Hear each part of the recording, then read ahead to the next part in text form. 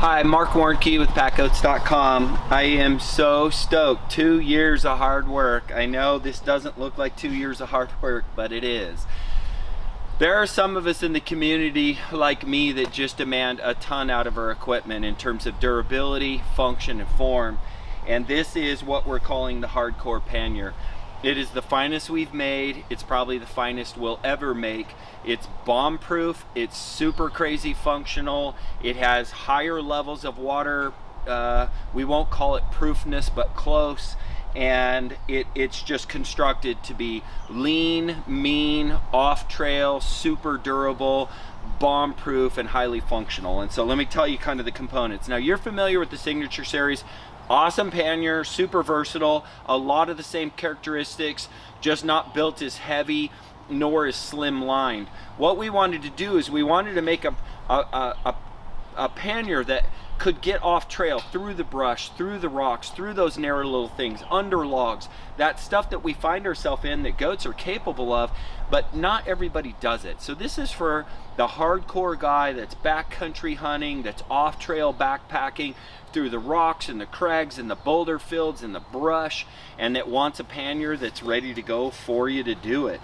So what we've done is that we've double layered the bottom. This is 1680D ballistic cloth. This pannier actually weighs a pound heavier than the Signature Series, and it's double layered. So it has 16D ballistic cloth down here, and then on the top it has 420. So this is lighter, so it rolls up nice and stays low and can be really compact and formed. This lower one is made to be rubbed against rocks and abrase and then resist that, as well as have waterproofness or water resistance. Inside of it, it has an additional layer of a rubberized inner liner.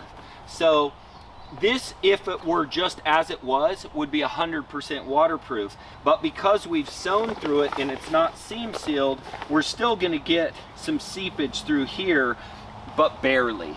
So it's the highest level of waterproofness that we can get without going clear to the level of seam sealing and everything else. So is it waterproof? No. Is it highly water resistant, and will it protect your gear in rain and all the nastiness? Yes. So we're super stoked about that. The other thing that it did is it offered some durability to the form. Everything is made to be very rounded on the corners. There's no external seams. This is what's going to be facing out from the goat. The pockets are made to be at the back. So this does have a right and a left, and you're always going to want to load it as the pocket at the back, so you don't have it up front as a hang-up point, so it doesn't get hung up. This will fit a Nalgene bottle, but more so what I like this for is ballast. Very often when I'm solo going for it hard, when you have different geometry, meaning you have kind of a fat load on this side and a skinny load on this side, one hangs a little higher than another, even if you have those two loads matched perfectly with weight, they'll pull that saddle off. So if I can quickly recognize, that's not sitting just right, what I like to be able to do is just open the zipper pocket and throw a rock in there. And by doing that really quickly, we have an instant way to have an adjustment, and I'm back on the game instead of pulling panniers off and messing with loads and doing all that stuff. If I recognize I have one that's off kilter, usually a rock about this big is just enough to be able to offset that, and then you can always add another one if you want. So I personally do not use this to carry water. I use this as like my ballast pocket. It can work as that, but again, you got to remember, if you drink all your water, now you're off balance on your pannier load. So you want to be conscientious that you'd have to drink equally from both sides. So there you go. So I'm going to go ahead and load this, and I'm going to put it on the goat so you can kind of see how it forms. This is made to be tighter to the goat, the same length as the normal pannier, but it's shallower and it's higher. So now it's going to come up closer to the belly so they can jump over logs better. It's shorter and it's not quite as deep, so that we can get through tighter spots. And again, hence the Hardcore name. Now this is an expensive pannier. These are hard to sew. The manufacturing process, the layers, the materials, everything is as good as it gets. And so hence the cost. I'm sorry it's expensive, but if you want good stuff, that's just what it is. So what I have is I have my load in here. Now, these are made to run close to the goat and to be narrower, so you're not such a wide package running through the brush and the rocks, and so you're also higher, so you're not scraping and around things when they're trying to jump over logs, that the pannier works more well with them. So it does have the Velcro enclosure. It also has the scaling loops, which you will love these. It makes weighing your load so much easier. What I have in here right now is a sleeping bag, and I'm going to show you. So this is how I load it. This is towards the goat. These are the straps, and this is the same as the Signature Series. These are the straps that hang on the ears of the saddle. We want those nice and long. I always lengthen them before I go, and this is the goat 4-wheel drive, which I'm going to show you how to use. This is also when you're carrying your panniers empty and you want to go into the backcountry with your goats carrying their panniers, but they're not all big and exposed and all that good stuff. I always just keep those like that when they're not being used. I'm going to show you how to use those later, but remember, these are the straps that go on to the horns. The inside straps are what you use for goat 4-wheel drive and to fold this pannier up to stow it away empty on the saddle. So when we go down, when we're carrying normal loads, non-meat loads, we're going to click to the corner of the saddle, or of the pannier. So we're going to go down here, click it down. I always like to roll it a couple extra rolls. The nice part about this heavy duty bag is that it holds its form better than the Signature Series, and it becomes this really nice compact load even when it has a sleeping bag in it. Sleeping bags are bulky. They're like trying to pack air, and they fill the space. You can see that this one is off center, so it goes around the pouch.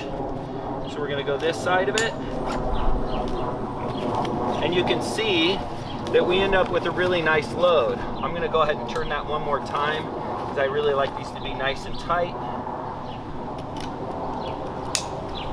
Okay, and there we go. Nice, tight, compact load. This is for the goat 4-wheel drive. We're going to hang the pannier. Come here, Mercy. I'm just going to do one side. We're going to hang the pannier. We're going to take these straps. I'm going to go outside of the close horn, cross through, and hook onto here. That way we have lateral stability in how the panniers go on. So you can see I'm supporting it with my knee. I'm going to go to the outside and click in, and then I'm going to cinch that up nice and tight, so you can see how that hangs. Then if we do the other side, I like to lengthen them before I get here. Then I'm going to go across, outside of the close one, back across, and to the inside. So we lay those in, cinch this up. Now it sits really nice and compact, and I'm going to take these compression straps. They're going to go under this bar, and I like it to go under, because then what happens is we restrict lateral movement again. One of the problems with all pannier sets, except for ours, is when you go down the hill, they like to slop up and around their shoulders. But because you have this containment system and the loops, now this load doesn't move this way, it doesn't move this way. The last piece that our Signature Series and the Hardcore come with is what we call goat 4-wheel drive. And goat 4-wheel drive is where when they jump over a log, what happens is these panniers will billow. And then they do this, and then you got a saddle over the side. So when you have, and you're on hard trails, you want to make sure you go into 4-wheel drive. Now, goat 4-wheel drive, just so you know, I only do this when I'm off trail and I know I'm going hard and I have heavy loads. The amount of times I'll get a flip is very few, just trail walking, and it's an extra step to do this. So I don't do this all the time, but when I know I'm going hard and I'm going off trail, I put it in goat 4-wheel drive. So if you come over here with the camera, I'm going to be able to show that a little better. Just right there, right there. Okay, so when I do this, I'm going to take the camera load, and this is one thing that this is one time where you might need help. I'm going to do it on my own, but if this were a heavy 30-pound load, this becomes more difficult, because the whole saddle is going to want to shift over this way while I'm doing it. So you can hold it here, pull it up, and then here's the use of these straps. So here's these straps. I'm going to go through this little hook right here, and there's 2 of them, and I'm going to go inside of one, in the center and out, inside of the center and out. I like them to be nice and long so they'll fit, and then you'll see down on the cinch we have clips that receive this. So I'm going to go ahead and let this down. I'm going to clip this in, and then I'm going to cinch it down. Same here, go in, cinch it down, and then we're going to do the same on the other side. All right, so now on this side we're going to do the same thing, and if you have a big heavy load, grab the saddle right here, push this up, put that under your arm. See how I've done that? Now I've made all this accessible. Here's my 4-wheel drive strips. I'm going to go in through the center and then out. I'm going to go in through the center and then out, and then as I come down, I'm going to lay it down in, press that in. Whoops, the wrong one. On these older saddles, by the way, you actually have to push that forward to get that clip out. The newer saddles, we made that easier to get to. It's a change that we just did midstream and never announced. So then we're going to pull this down, we're going to pull that down. Now, remember how that billowed? Now they can't, right? So now you have forward stability, you have back stability, and you have no billows. So this really ends up becoming a super bomb-proof load. You can see that by comparison, and remember, this is a sleeping bag load, so it's more bulky. If I had flat things in here and I loaded this in a way to keep it slimlined, you could see that this would be sitting like this, but I really want you to pay attention to the height on the belly. So my belly line is right here and my pannier's up above. That makes crossing logs and all that stuff so much easier. This load sits really, really nice to be carried through heavy, dense brush. And again, because I have a sleeping bag, this has a tendency to billow. If I put a very small, thin thing in the bottom and set the structure of this bag, it would hold its form even narrower and tighter to the goat. So this is a super bomb proof. I'm super stoked to be able to share this one with you, and this is the new Hardcore by PackGoats.com. I can't wait to hear what you guys and gals that go hard think about our new pannier. All right, so I'm going to show you how to stow this as a empty load that's put on a goat, and then carried empty. So he's carrying his pannier, but it's out of your way. You don't have that one goat with everybody else's pannier in it. You're not carrying their panniers in their backpack. Everybody's carrying their own panniers ready to pack stuff out, but they're hauling them in empty, which is important in hunting. So we're going to take this side that goes against the goat, and we're going to put that down. We're going to put all these straps in, and we're going to fold it in thirds. So now that's together. I like to tuck all these straps in so they're out of the way. Then I'm going to flop it, and I'm going to make sure, so just so you can see, these are the straps that we're going to hold it together with. These are the straps that are going to go on the saddle. So we want to make sure we leave these out. We're going to flop it over, and we're going to roll this up. And I like to do it nice and tight.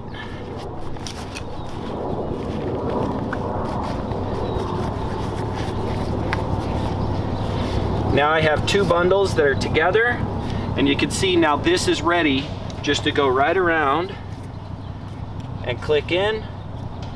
So now if you ever wondered why the heck are those extra straps there, this is why they're there. And again, I like to keep it tight. I should have left a little tolerance on that, but I didn't. So we're going to go tight there. We're going to do the same here.